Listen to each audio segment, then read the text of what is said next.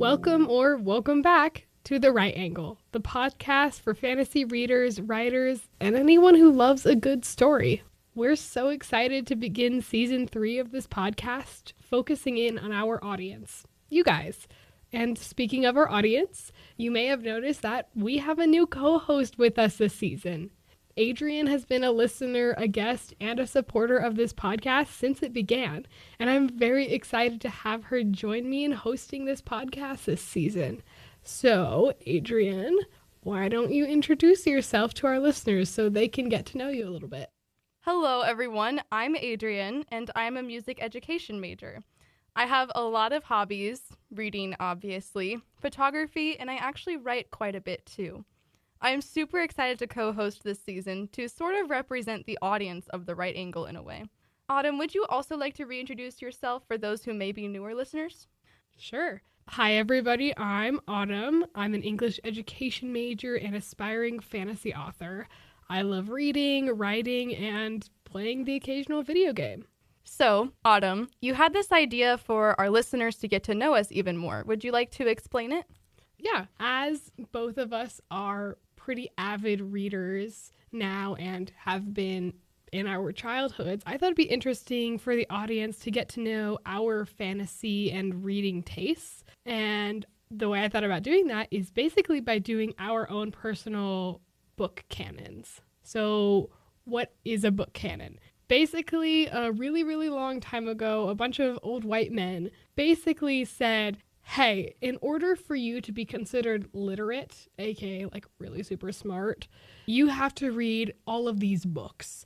Check them off the list and, you're literate, you're smart, you can be in our little cool club of like really cool, awesome white old dudeness. Of the books that used to be in the literary canon were like Dante's Inferno, The Odyssey by Homer, basically anything by Shakespeare, Jane Austen even a little bit. But nowadays, with so many books that have come out, the literary canon isn't as strict. And even back when it was a little bit more set in stone, there was still a lot of debate about what books we should consider putting in the literary canon of like, oh, what books are the best of the best, or what books can you get by with not reading? And we're not by any means telling you that the books we're about to recommend are books that you have to read to be considered a really good reader and writer. Our literary canons are more so books that have impacted our lives a lot, and we just kind of want to share with you so you can get to know us a little bit better. Since you are our new co-host, I think it would be only fitting that you go first. Yeah, I would love to go first. The way I organized my list is based on the period of life that I read these books in and how it kind of affected me that way. So I have 2 children's books that really shaped the way I am today. The very first one is Oh, the Places You'll Go by Dr. Seuss. My mom used to read it to me all the time. She tells me that she read it so often that she memorized the whole thing and could read it without even opening the book. I don't necessarily remember that, but I think that just goes to show just how important it is to read to your children and how that helps their development. The other book series that I really enjoyed as a child was the Magic Treehouse series. I don't even know how many of those. I really enjoyed those books because they were very magical, but you were still learning about something that really happened, and I really enjoyed that about them. In middle school, I really started to become a book nerd trademark symbol. The book series that really shaped me was definitely the Harry Potter series. My aunt was obsessed with them, so she actually gave me the very first book, and I started reading it when I was, I think, 11, which was, the same age that Harry Potter is when he goes to Hogwarts for the first time. And I just fell in love with fantasy then. I loved those books so much. I was so in awe of the world building and how J.K. Rowling wrote the story. I was just enamored beyond belief of those books. I actually went on to read them 17 times through because I was a psychopath. But I really, really enjoyed escaping to such an amazing world. The other book that's in a similar vein is Percy Jackson. Rick Riordan is just a master of writing for middle school, and I loved everything about it. I recently reread them, and they are just as good as they were when I was in middle school. Another book that is not very popular, I don't really know where I got it. I think I got it from a garage sale or something. I'm not really sure. It's called So Far from the Bamboo Grove, and I apologize if I mispronounce this name, but it's by Yoko Kawashima Watkins. It's an autobiographical novel about Yoko's life. It gives details about her escape from Korea to Japan at the end of World War II, and it is gruesome, but also just so human and real. And I don't know why, but I read this book at least 6 times alone in 1 year. I was just in shock at how badly human beings could be treated, and that really affects the way I see the world now. The next one that I read in middle school partly and then read again in high school that I will always love is Little Women. I saw so much of myself in Jo March. I feel like a lot of female readers really do see themselves in Jo. It's just such a beautiful book about sisterhood and family and finding your way. It's just amazing, front to back. I love it. I also love the musical. All of the songs in there are just perfect. Okay, the next book starting in high school, I read Wild Bird by Wendelin Van Dranen. This is such an incredible book. I read it again recently and cried all over again. It is about this girl who's going through some very hard things in her life, and she's done some really bad things. And she gets sent to this like wilderness correction camp thing, and she just goes through this journey of personal development, and it is just so incredible and raw and real, and I adore it. I would recommend it to literally anyone. It's written for a younger audience, but I think anyone can read it. The second book is I Will Always Write Back: How One Letter Changed 2 Lives. It's written by Liz Welch, but it's based on the real story of Caitlin Alafranca and Martin Gonda. I hope I'm saying those correctly.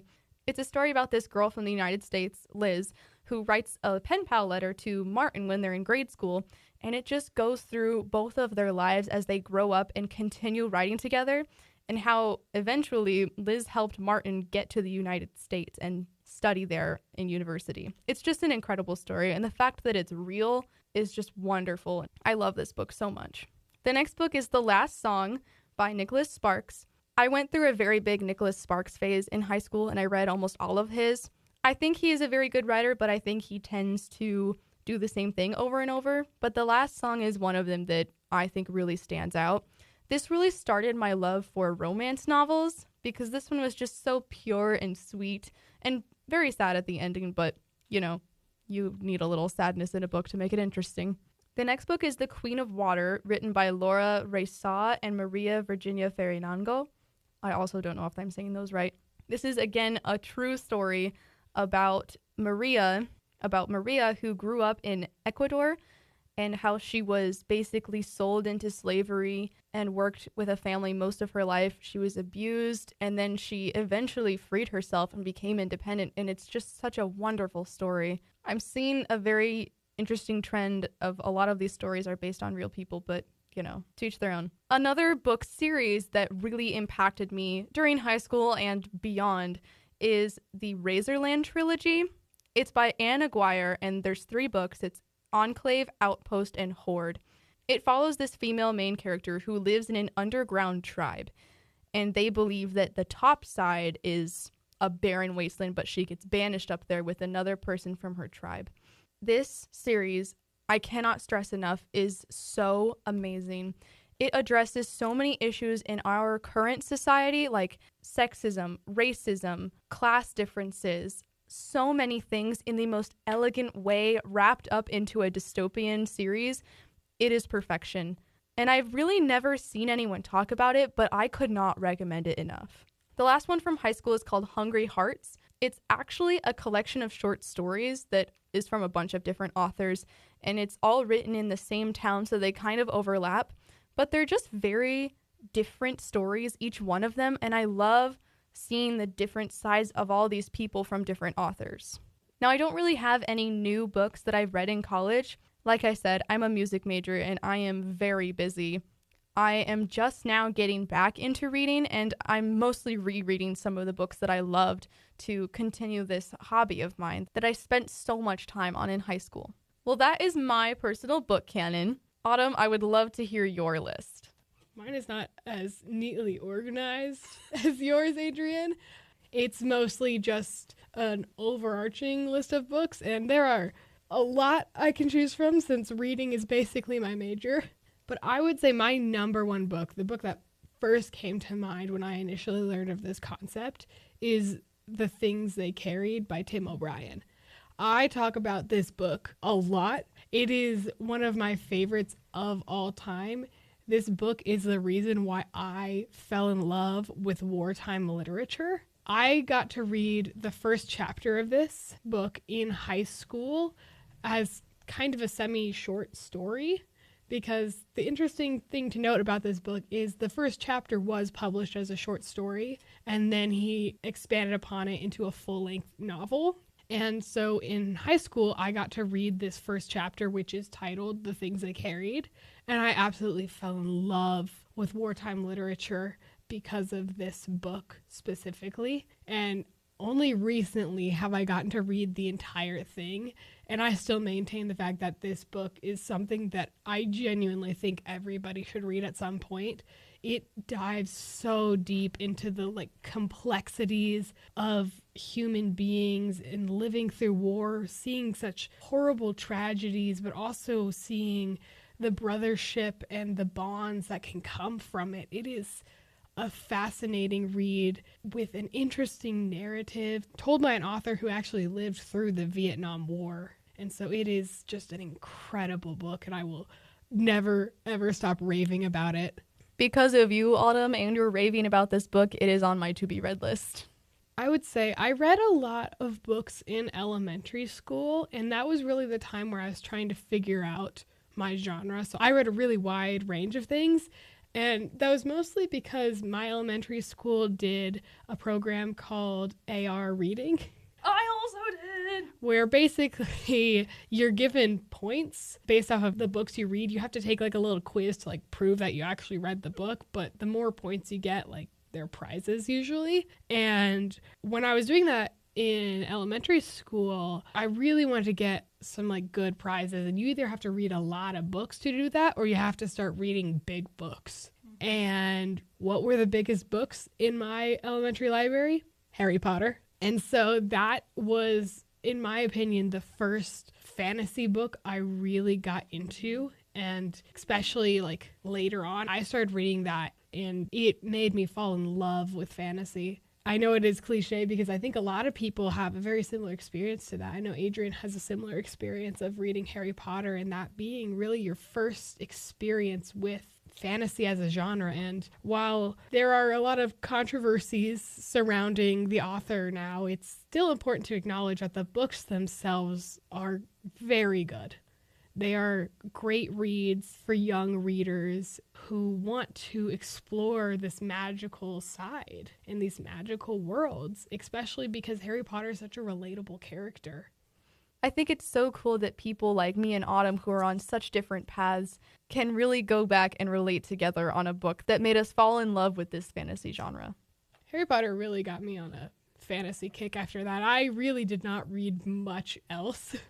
Other genres. Once fantasy got seeped into my bones, I really stuck with it. And a lot of the books I was thinking about for my personal canon are mostly fantasy, and you can blame Harry Potter for that, 100%. So one of the books that I think genuinely changed how I read and how I still read is A Court of Thorns and Roses by Sarah J. Maas. I know it's a romantasy, and it has some interesting content, but I fell in love with the world building and the relationships that she develops within that story. It's also checks all of my personal trope boxes of what I love to read. It's a Beauty and the Beast retelling, which I am a sucker for. It's also enemies to lovers, which you will always catch me reading. It's just all of the things that I love in a book wrapped up into one, and it makes sense why it had such a big impact on me. And speaking of tropes, stay tuned for another episode in this season that really dives into all of the specific tropes that we know and love or hate. But being an English major, I probably should mention some more of those typical English classics, because I did read them and I did fall in love with them, and I still love talking about them. So here are a couple that I consider part of my book canon. One of them being The Book Thief by Marcus Zusak. Apologies if I pronounced it wrong. The way that book is set up, being narrated by death, is so cool. And for it being set during World War II, it's such a heart-wrenching book that I remember reading and really showcasing what you can do with novels. They don't have to be the same formulaic look. There can be differences. There can be little quips from the narrator complaining about the characters in the book themselves. I fell in love with just how much personality a book can have. One book that I remember reading really young and being one of the first books to make me genuinely bawl my eyes out, Where the Red Fern Grows by Wilson Rawls. I remember reading that book in upper elementary school, early middle school, and sobbing my eyes out for hours. And I genuinely mean hours. My dad came back repeatedly to check on me to make sure that I was okay because of how much I was crying at this book, which he recommended. Knowing how sad that ending is. It's sad, man. And I remember that being one of the books that I really got emotionally attached to for the first time, which I did with Harry Potter a little bit. But man, when I compare like the deaths that happen in Harry Potter to Where the Red Fern Grows, Where the Red Fern Grows will always beat it out. One story that I found really intrigued me in college that has been sticking with me for a really long time is this story called Tristan and Isolde, or Isolde, depends on who you ask. And it is this really old love story that is kind of the invention of the love potion. But when I read it in college, I just kept thinking of it in a modern romantasy frame of, oh my goodness, these two characters are enemies to lovers. But really, it's not lovers. It's more lust than anything. And how it was one of the like first, I consider like old stories that genuinely got me so invested. And I just fell in love with this tale of these two people who were so dramatic and always causing conflicts so they can keep up this secret romance. It's just something that I definitely want to play with, and I'd love to do a retelling of this somewhere down the line because I think it's such an interesting story that lends itself really well to modern romantasy. The final book I will say that really impacted me a lot was A Broken Blade by Melissa Blair. And this is the first book in a series, it's a fantastic series. I highly recommend it if you've never checked it out. And I read this book in a time where I was really in a reading slump of just reading what I had to for classes and starting to fall out of love for reading, which is a tragedy. It's such a sad feeling when you have this great, deep, vast love for reading and then one day you just grow tired of it and you get burnt out. And this book really reignited my passion for reading. It has such dynamic characters in situations that are unique, and it has one of the biggest plot twists I've ever seen. My jaw, I kid you not, hit the floor. I was so taken aback by the twist that one of the characters has that I took inspiration and made one of the D&D characters from our previous campaign based on this character and this specific plot twist because of how much it just surprised me and how much I loved the concept. Is it maybe the character of Pennington? It is indeed. Yay! We love Lord Pennington. But those are the books that I would 100% consider part of my book canon. And I know we're not supposed to tell you that you have to read these books, but I think you should read these books. They're great. Both me and Adrienne's list impacted our lives so much. And honestly, reading what we love is a great way to get to know us. Thank you for sharing your list, Autumn. Now, this is just a very short list of all of the books that have shaped Autumn and I. I'm sure we could both add about 700 more to the end of this. So we thought that we might make a little post on our Instagram containing a much lengthier list of our book canons / our recommended books. So please feel free to check that out. And also on that post, comment some books that are part of your personal canon. Thank you all so much for listening. That's it from the Right Angle, where we know the real magic of books is for everyone. Readers, writers, and all those in between. Until next time, write boldly, read unapologetically, and stay weird.